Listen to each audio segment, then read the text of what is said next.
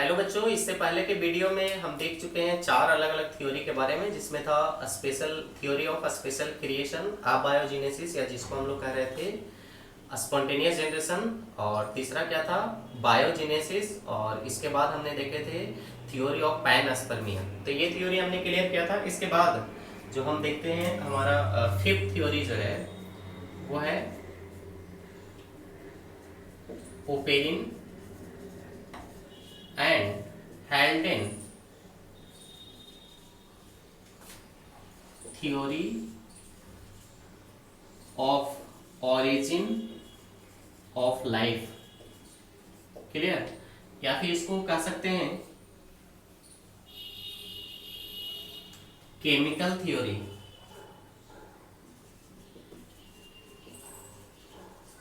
Of origin of life, है ना। या इसका एक और नाम दे सकते हैं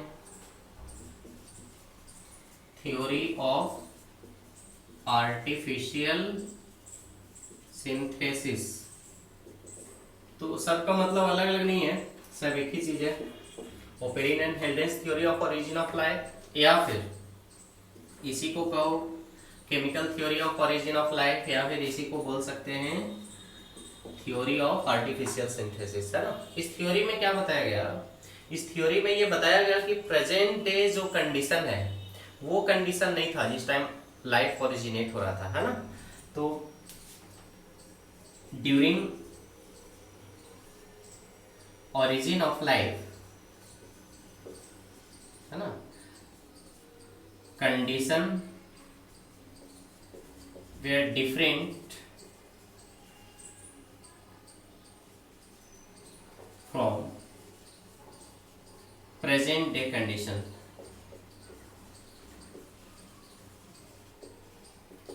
आज के समय में जो कंडीशन है उससे क्या था, ये कंडीशन डिफरेंट था, उससे अलग था, है ना। तो क्या था भी कंडीशन में, क्या डिफरेंट था कंडीशन में? क्लियर? तो यहाँ पे समझना है कि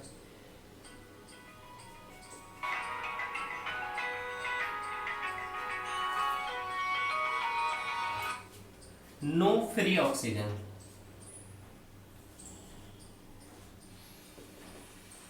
है ना। यानी कि फ्री ऑक्सीजन नहीं था, ऑक्सीजन तो जो था वो भी मेटल के ऑक्साइड के रूप में था। क्लियर है? और देखिए ऑक्सीजन फ्री नहीं था, इसके अलावा और क्या चीज था यहाँ पे? तो जैसे वाटर है या मीथेन है ना, ये सब अबंडेंस फॉर्म में था, अबंडेंस क्वांटिटी में, बहुत ज्यादा मात्रा में था ये चीजें, है ना। नो ओजोन, ओजोन का कोई लेयर नहीं था, है ना। और इसके अलावा और क्या नहीं था? एटमॉस्फेयर जो था कैसा था? Reducing atmosphere. रिड्यूसिंग एटमॉस्फेयर मतलब समझ में आ रहा है? यहाँ पर ऑक्सीजन, फ्री ऑक्सीजन नहीं था वो, हालांकि पहले ही आपको बता दिया, जो भी ऑक्सीजन था वो मेटल के ऑक्साइड के रूप में था। तो ऐसे कंडीशन थे जिस टाइम लाइफ ओरिजिन हो रहा था, लाइफ फॉर्म हो रहा था, है ना। तो आखिर क्या क्या चेंजिंग आया, इस चेंजिंग को समझने के लिए हम इसको अलग अलग स्टेप में बांटते हैं कि किस तरीके से जो है ऑर्गेनिज्म को बनने के लिए जो रॉ मटेरियल या उस टाइप का जो केमिकल मॉलिक्यूल चाहिए, ऑर्गेनिक मॉलिक्यूल चाहिए, वो बना कैसे, ये चीजें भी इस थ्योरी में बताई गई है। तो हम देखते हैं स्टेप बाय स्टेप कि किस तरीके से ये बना, किस तरीके से ये फॉर्म हुआ, और उससे रिलेटेड एक्सपेरिमेंट भी करके दिखाया गया है कि वाकई में ऐसा हुआ या नहीं हुआ। तो सबसे पहले हम ये देखते हैं कि क्या हुआ था। तो सबसे पहले जो भी एलिमेंट्स थे वो किस फॉर्म में थे? एटम्स के फॉर्म में थे। क्लियर है? इस एटम से ये क्या बन गए? ये बन गए सिंपल मॉलिक्यूल्स में कन्वर्ट हो गए। क्लियर है? सिंपल मॉलिक्यूल से ये बन गए simple organic molecules. Organic molecules मतलब समझ में आ रहा है ना, जो लिविंग ऑर्गेनिज्म के बॉडी में प्रेजेंट होते हैं। इससे क्या बन गया फिर? Complex organic molecule. ठीक है? तो ये चीजें atom, simple molecules simple organic molecules और फिर क्या बन गया कॉम्प्लेक्स मॉलिक्यूल ऑर्गेनिक मॉलिक्यूल। अब कॉम्प्लेक्स ऑर्गेनिक मॉलिक्यूल से जो है वो ऑर्गेनिज्म का फॉर्मेशन हो सकता है, यानी कि एक ऑर्गेनिज्म को बनने के लिए जो बेसिक नीड जो बेसिक मॉलिक्यूल चाहिए वो सारी चीजें बनके तैयार हो गई। तो ये चीज हम देखते हैं।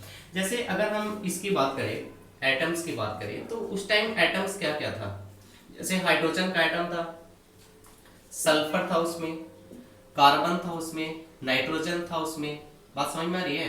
तो ये सारी चीजों का एटम्स अवेलेबल था और ये सब चीज जो है वो प्रोटोप्लाज्म को बनने के लिए जो है वो बेसिक चीज है, यानी कि किसी भी ऑर्गेनिज्म का अगर हम प्रोटोप्लाज्म लें तो उसमें ये सारा चीज आपको मिल जाएगा। बात समझ में आ रहा है। तो एक प्रोटोप्लाज्म को बनने के लिए जितने एलिमेंट्स चाहिए जितने एटम्स चाहिए वो सारी चीजें अवेलेबल थे, है ना। तो इसके बाद क्या हुआ, जैसे ही अर्थ का टेम्परेचर में चेंजिंग आया, आप देखते हैं कि कोई भी रिएक्शन जब परफॉर्म होता है तो परफॉर्म होने के लिए एक सर्टेन टेम्परेचर की जरूरत पड़ती है। आप कहते हैं कि नहीं इस टेम्परेचर पे ये सब्सटेंस मिल करके इसका फॉर्मेशन कर दिया, ऐसा ही था।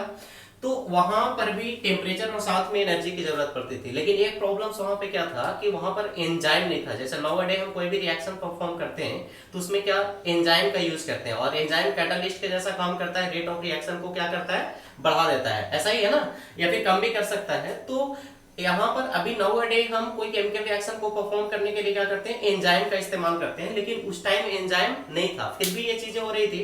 तो एंजाइम न रहने से क्या होगा, एंजाइम ना रहने से क्या होगा कि रिएक्शन तो परफॉर्म होगा लेकिन उसमें बहुत ज्यादा टाइम ड्यूरेशन लगेगा, उसमें समय बहुत लगेगा, है ना। इसीलिए बहुत लंबे समय के बाद ये सारे प्रोसेसेस कंप्लीट हो गए। ऐसा नहीं है कि आपको 4 स्टेप में लिख के दिखा दिया बस हो गया, इसमें बहुत लंबे समय लगे, है ना, क्योंकि एंजाइम प्रेजेंट नहीं था।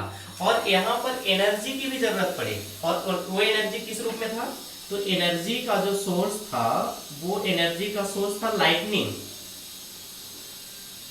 है ना। क्लाउड्स बादल से जो लाइटनिंग निकलता है बिजली चमकती है वो एक एनर्जी का सोर्स था। सनलाइट से जो यूवी रेज आ रहा था अल्ट्रावायलेट रेज वो भी एनर्जी का सोर्स था, या फिर जो एक्स रेज है ये एनर्जी का सोर्स था। तो ये सारे एनर्जी के सोर्स थे जिसके प्रेजेंस में क्या हुआ रिएक्शन परफॉर्म हुए, जिससे एटम से सिंपल मॉलिक्यूल, इससे सिंपल ऑर्गेनिक मॉलिक्यूल और फिर कॉम्प्लेक्स ऑर्गेनिक मॉलिक्यूल बनके तैयार हो गए। तो हम समझते हैं कि ये सब एटम से किस तरीके से पहले सिंपल मॉलिक्यूल बना, तो इसके बाद हम इसको समझने की कोशिश करते हैं सिंपल मॉलिक्यूल्स। तो यहीं पे देख लेते हैं ना सब, ये हो गया। अब देखिए सिंपल मॉलिक्यूल्स कैसे बना होगा। सबसे पहले तो जैसे हाइड्रोजन का मॉलिक्यूल बन गया, नाइट्रोजन बन गया, है ना, कार्बन डाइऑक्साइड बन गया, मीथेन बन गया, सॉरी मीथेन बन गया, अमोनिया बन गया, बात समझ में आ रही है, और वाटर वेपर, है ना। तो इस तरीके से जब ये सिंपल मॉलिक्यूल बन के तैयार हो गए, ठीक है, तो सिंपल मॉलिक्यूल से फिर क्या होगा, सिंपल ऑर्गेनिक मॉलिक्यूल्स का फॉर्मेशन हुआ। सबसे पहले ये बने, है ना, इसके बाद ये सिंपल मॉलिक्यूल्स बने और सिंपल मॉलिक्यूल्स के बनने के बाद simple organic molecules. Organic molecules कहने का मतलब जो ऑर्गेनिज्म के बनने के लिए, सेल के बनने के लिए जरूरी होते हैं वो मॉलिक्यूल्स। जैसे इसमें क्या बना होगा, जैसे इसमें शुगर मॉलिक्यूल, है ना, शुगर मॉलिक्यूल में जैसे हम बात करें राइबोज शुगर, क्लियर, या फिर इसमें क्या ले सकते हैं डीऑक्सी राइबोज शुगर, ये सारे हो सकते हैं। इसके अलावा और क्या बना होगा, जैसे प्यूरिन्स बने होंगे, है ना, पायरीमिडीन्स बने होंगे, ठीक। ये सब एक्सपेरिमेंट से भी हम प्रूव करके देखेंगे कि वाकई में ऐसा हो सकता है, बन सकता है ना। ऐसा नहीं है कि इंफॉर्मेशन गलत है, ये सही है, एक्सपेरिमेंटली भी प्रूव करके देखा जाएगा। एक्सपेरिमेंट ऑलरेडी हो चुका है इस पे और पढ़ना भी आपके सिलेबस में। तो प्यूरिन्स पायरीमिडीन्स बने होंगे, और क्या बने होंगे इसमें, जैसे अमीनो एसिड्स बने होंगे, ठीक है। इसके अलावा फैटी एसिड, और क्या बना होगा ग्लिसरॉल, है ना। इसके अलावा और भी एल्डिहाइड, ये सारी चीजें। तो ये सब इस तरीके इस सीक्वेंस में इवोल्यूशन हुआ, है ना। तो फर्स्ट देखा आपने किस तरीके से एटम के फॉर्म में था, उससे सिंपल मॉलिक्यूल बना, फिर सिंपल ऑर्गेनिक मॉलिक्यूल बना। अब इसके बाद क्या होगा कॉम्प्लेक्स ऑर्गेनिक मॉलिक्यूल। तो कॉम्प्लेक्स ऑर्गेनिक मॉलिक्यूल कैसे बनेगा ये चीजें हमें समझनी है ना। जैसे प्यूरिन्स और पायरीमिडीन्स है, क्लियर है, प्यूरिन्स और पायरीमिडीन्स। तो ये प्यूरिन्स और पायरीमिडीन्स के हेल्प से क्या बन सकता है बताइए। इसके हेल्प से डीएनए या क्या बन सकते हैं आरएनए बन सकते हैं, है ना। और डीएनए और आरएनए आपको पता है ये जेनेटिक मटेरियल है, ऑर्गेनिज्म को बनने के लिए जरूरी है। जैसे अगर हम वायरस को ले तो वायरस क्या है, it is link between living and non living, living और नॉन लिविंग के बीच का ये लिंक है ना। मतलब आप ऐसा समझिए कि जैसे किसी व्यक्ति का किडनी फेल हो चुका है ना, और वो पूरी तरीके से डायलिसिस पे है, यानी कि डायलिसिस थोड़ी सा भी हटा कि वो चला गया काम से।